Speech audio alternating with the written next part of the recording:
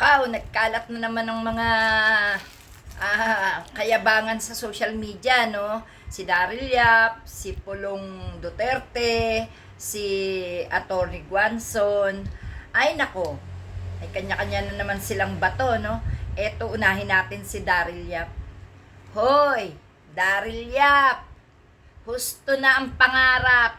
Alam niyo ba mga kapatid, ang sabi ni Daryl Yap, si Sara Duterte raw ang gamot at lunas sa nangyayari sa bansang ito. Binaliktad ano? Binaliktad ng tarantadong direktor na wala namang naintindihan ano?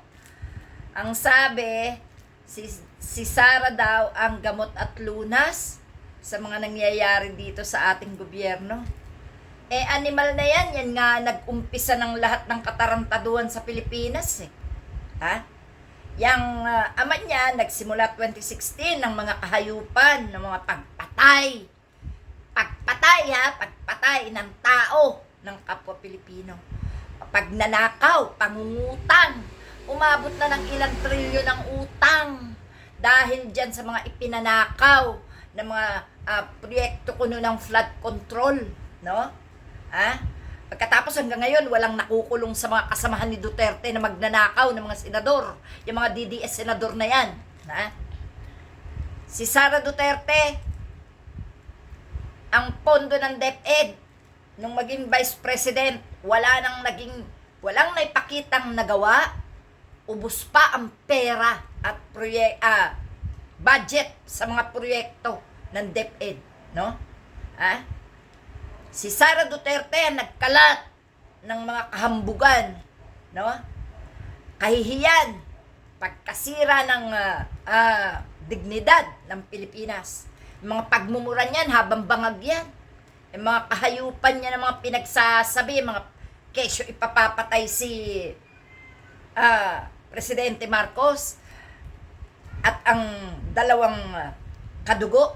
'Di ba? Yan niya nagkalat ng hayop na yan. Tapos sasabihin ni Daryl Yap, si Sara bangag daw ang gamot sa at lunas sa nangyayari sa bansa. Tapos eto, panghuli, itong si Pulong, no? Anong sabi ni Pulong? Nandiyan na naman daw yung mga komunista, yung mga kabayan black, yung mga nag-file ng impeachment, mga komunista daw, para daw makapanggulo sa gobyerno at mga mukhang impeachment daw. Eto tong mga putang ng to, ng mga kabig ng mga Duterte, ito ang mga salot sa katotohanan. Ikaw, Pulong, wag ka nang mangarap maging presidente, gago. Kahit kailan hindi ka tatanggapin ng Pilipino. No? Siguro may tatanggap sa iyo yung mga DDS troll mo na ilang piraso, no? Galing mo rin ano. Ano sinasabi mong komunista at mga mukhang impeachment, mga manggugulo? Alam mo, Pulong Duterte,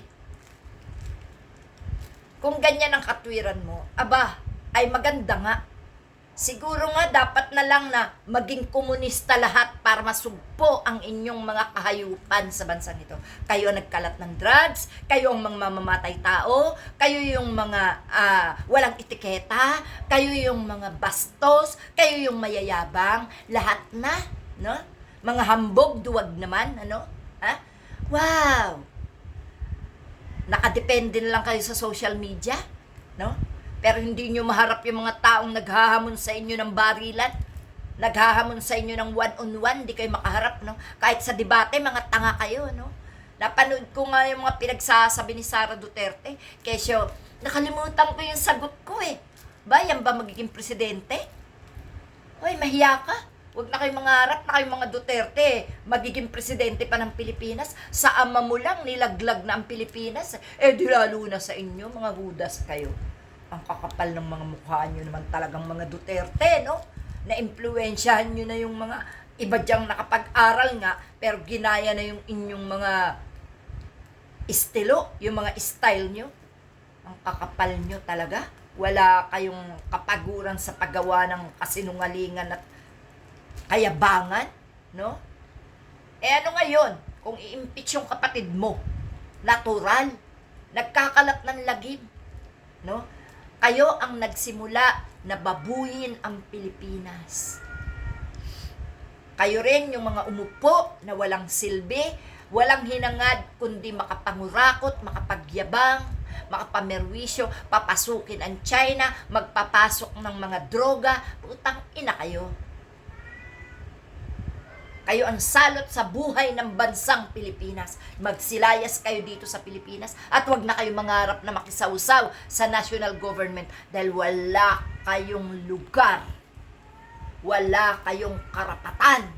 Yang katulad nyo hindi binibigyan ng pagkakataon na mapaupo sa national government ng Pilipinas. Wala kayong kwenta. Ito naman si Madam Guanzon. Madam, pare-pareho lang naman kayo diyang nandyan sa gobyerno. Huwag kayong ganyang magkasiraan. Mga salitang pangit. Abay, pangit daw si, duwag na raw pangit pa. Si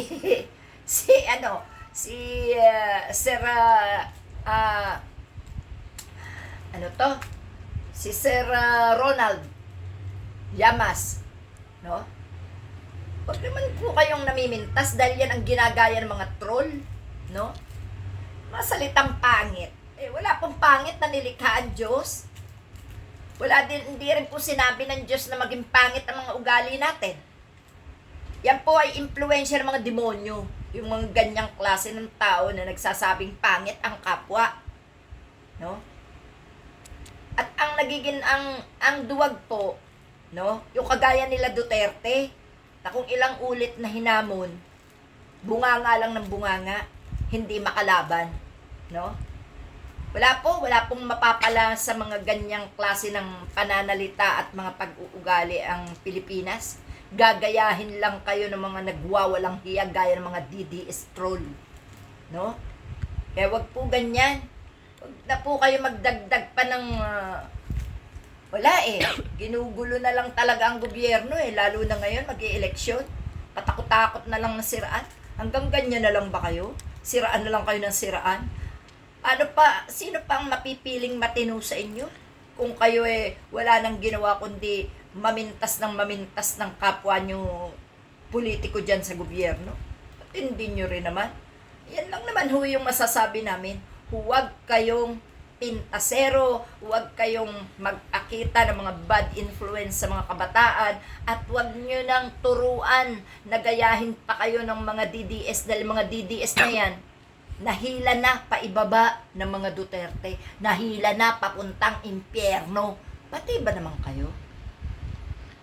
Sige po, yan lang.